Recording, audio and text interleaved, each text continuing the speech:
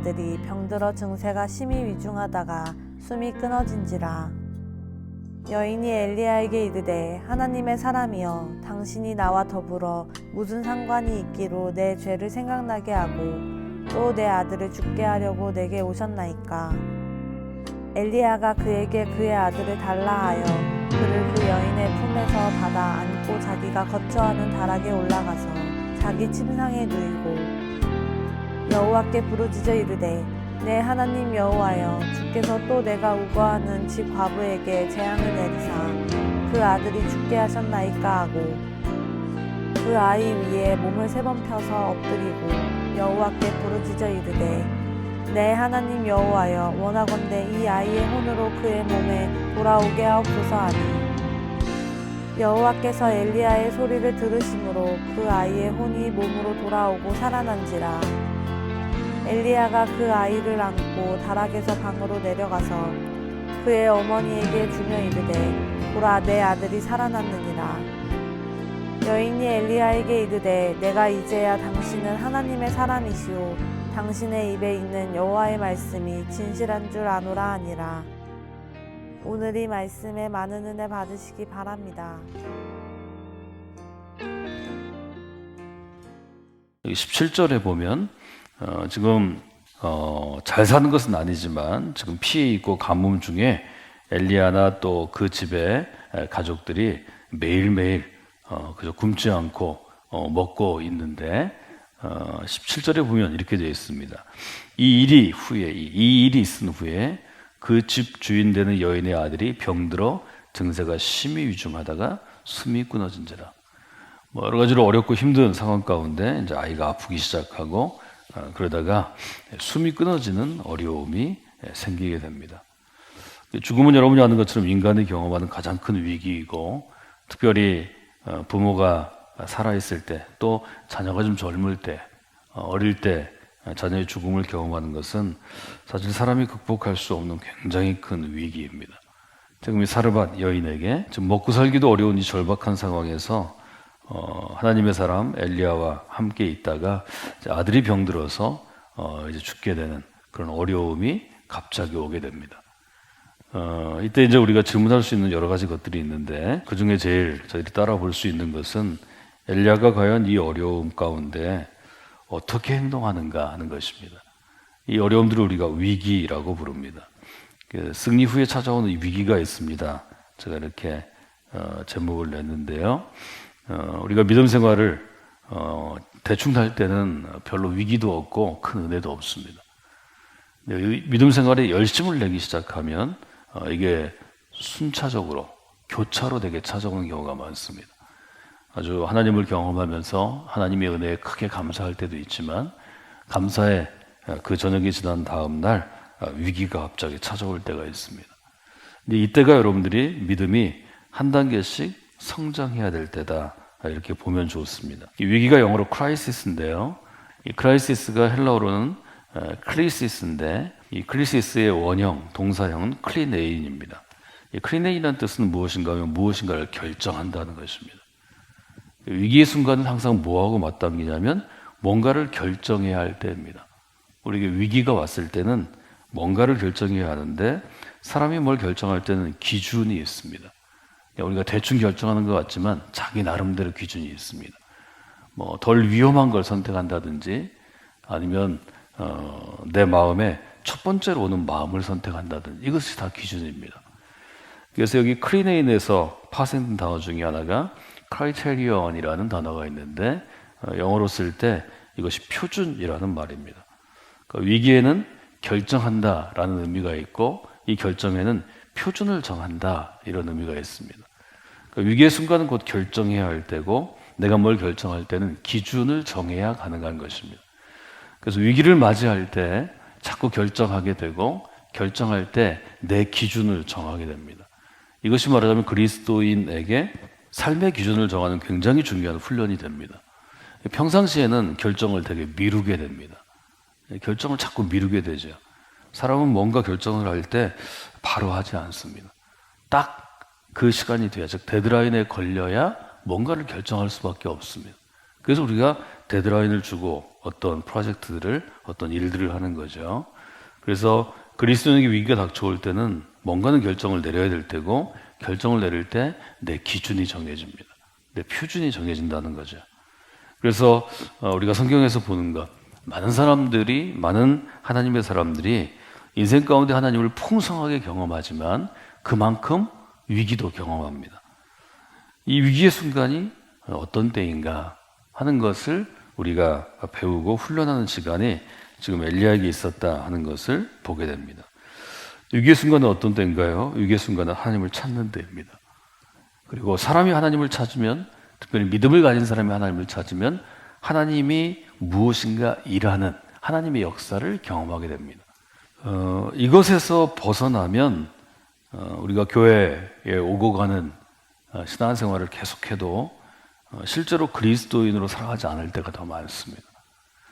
하나님의 인생 가운데 위기의 순간을 아주 주기적으로 주시는 것은 그때 하나님을 찾을 수 있기 때문입니다. 하나님이 여러분을 사랑하시면 여러분의 인생 가운데 여러 번, 사실은 계속해서 이 위기의 순간을 계속 여러분에게 제공하십니다. 여러분 그때마다 찾아야 될 것은 그 위기의 순간이 하나님께 무릎 꿇을 때이고, 무릎 꿇을 때 하나님을 경험할 수 있습니다. 저는 두 번째 교훈을 이렇게 써봤습니다. 위기의 순간은 그리스도인이 믿음을 붙잡아야 하는 순간입니다. 여인이 엘리야에게 얘기합니다. 혹 엘리야가 시냇가에서 자기가 일하지 않아도 일단 굶지는 않았고, 사르밧 여인의 과부의 집에 와서도 굶지는 않았기 때문에 조금 매너리즘에 빠져 있을 수 있습니다. 매일 깨어있지 못하고 내가 무슨 일을 해야 되는 사람인지 좀 잊을 수도 있고 좀 태만해질 수도 있습니다. 지금 엘리야는 시냇가에 있든지 아니면 이 사르밧에 와 있든지 아합과 대립하는 국면입니다. 바알의 신과 엘리야의 야훼의 신 여호와가 서로 싸우는 전쟁 중입니다. 엘리야가 아마 좀 태만할 수 있습니다.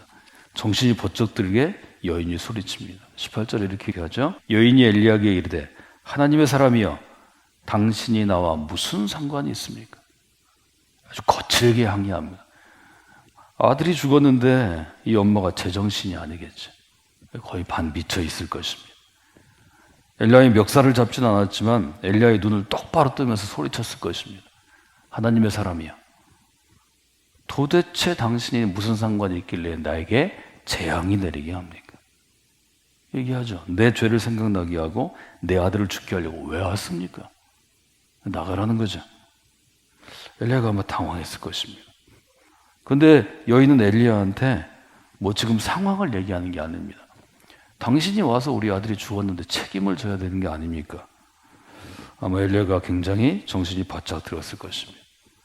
19절에 보면 엘리야는 깜짝 놀라서 아들을 달라고 그럽니다.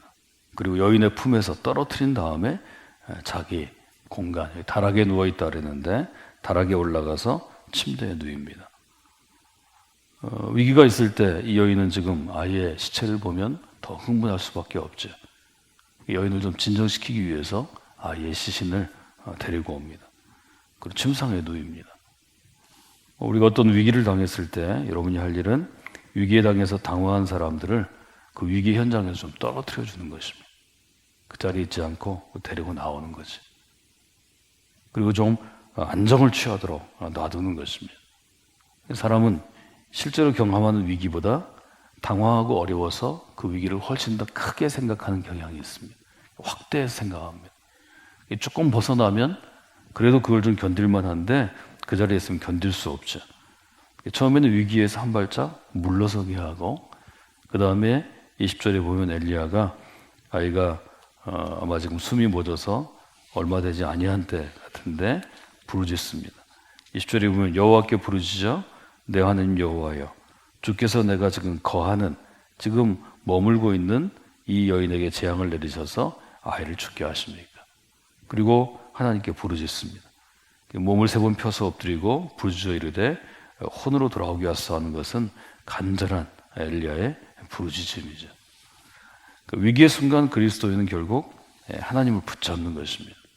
그것이 신학이라고 분명하게 열왕기상은 우리에게 도전합니다. 여러분들이 그런 분들이 되시기를 원합니다. 여러분 주변에 신앙생활하는 사람들이 많이 있는데요. 위기의 순간에 하나님을 붙잡지 않는 사람이 더 많습니다. 교회에 있어도 위기의 순간인데 하나님을 붙잡지 않습니다. 이건 굉장히 답답한 일이죠. 하나님 붙잡지 않는 사람에게 하나님을 붙잡으라고 여러분들이 반드시 권면해야 합니다. 도전해야 합니다. 그것이 신앙 있는 사람들이 해야 될 일입니다. 그리스도인이 위기의 순간이 왔는데 하나님을 붙잡지 않으면 누구의 도움을 받을 수 있습니까? 위기의 순간은 반드시 하나님을 붙잡도록 여러분들이 도전하고 권면해야 합니다. 그것이 목회자의 일이고 바로 여러분들의 일입니다. 저희가 예배 가운데 이런 일들이 반드시 있어야 합니다. 예배에 나온 사람들이 누군가는 위기에 처한 사람들이 늘 있을 것입니다. 마음의 위기, 또 정신의 위기, 어떤 삶의 위기, 또 육신의 위기. 그때마다 하나님께서 그 위기 가운데 이 사람이 지금 하나님께 부르짖을 수 있도록 또 하나님을 붙잡을 수 있도록 여러분이 도우시는 분들이 되셔야 합니다. 여기 부르짖다라는 단어는 있는 힘을 다해서 소리치는 것입니다. 여러분 신앙생활은 부르짖는 열정이 있어야 합니다. 사람이 좀 모자랄 수도 있고 거칠 수도 있고 부족할 수 있는데 열정은 배울 수 없는 것입니다. 열정은 누가 줄 수 있는 게 아닙니다. 이 열정은 마음으로부터 솟아나는 것입니다.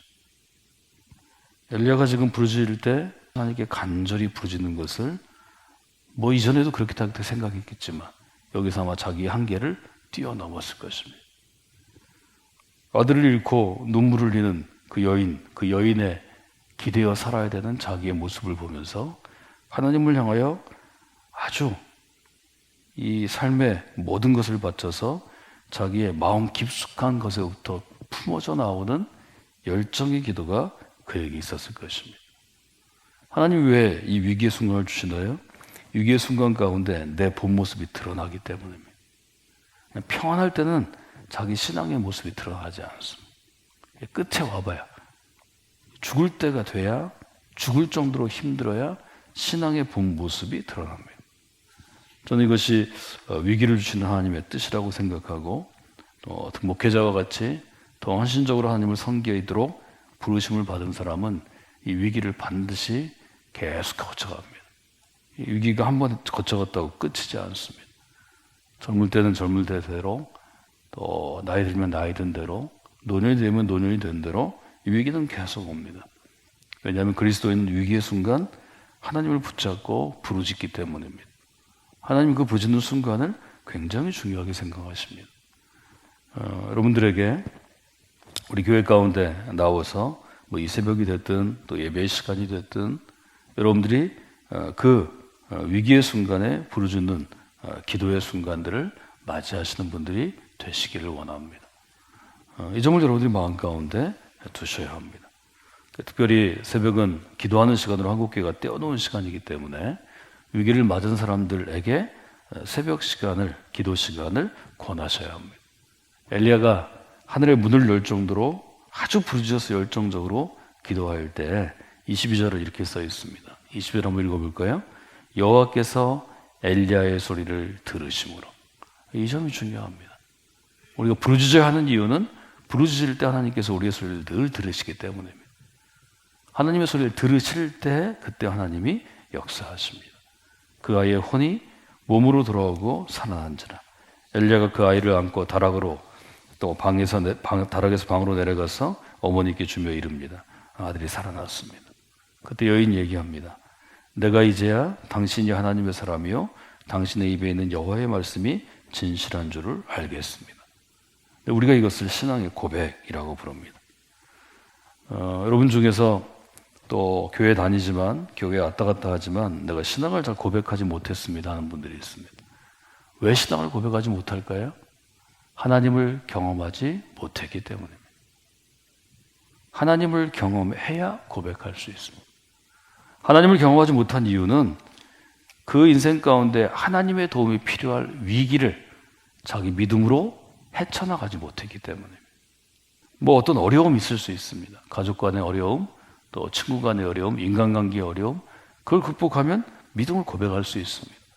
직장에서의 어려움이나 사업의 어려움이 있을 수 있죠. 국가적인 어려움도 있을 수 있죠. 그 어려움을 붙잡고 하나님께 나아갈 때 신앙이 고백되는 것입니다.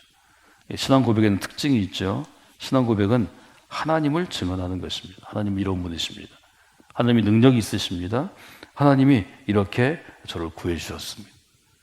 신앙을 고백하는 것이 우리 가운데 필요한 이유는 무엇인가 하면 신앙 고백은 내 주변에 있는 그리스도에게 나눌수록 더 풍성해지기 때문입니다. 믿음 없는 사람에게 나누어도 신앙 고백은 풍성해집니다. 그리고 신앙 고백의 가장 큰 특징은 주변을 변화시키는 데 있습니다. 이것을 영어 단어를 그냥 번역해서 전염되는 특성이 있다 이렇게 번역하는데, 우리는 전염이란 말을 병균이 전염된다 해서 좀 부정적으로 쓰기 때문인데, 전염된다는 말은 옆에 사람을 동화시킨다는 것입니다. 옆에 사람에게 하나님에 대한 일종의 전염성이 있는 것처럼 자꾸 번져간다는 것입니다. 그 점을 우리가 돌아볼 수 있습니다. 엘리야가 이 경험을 하게 된 것은 하나님께서 엘리야를 일종의 성장시키시는 하나님의 훈련의 과정이었던 것을 보게 됩니다. 여러분 가운데도 지금 이 순간에 혹은 앞으로 어떤 위기들이 여러분을 맞이할 수 있습니다. 그때 여러분들이 한 번 더 생각하셔야 합니다. 하나님, 제가 이전에도 수십 번의 위기를 경험할 때마다 하나님이 저를 도우셨습니다. 이제 또 한 번의 위기가 파도처럼 제 앞으로 다가옵니다.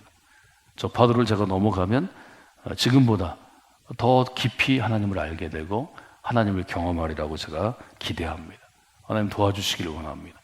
그리고 그 위기의 파도 가운데 여러분들이 담담하게 앞으로 나아가시는 분들이 되시면 좋겠습니다.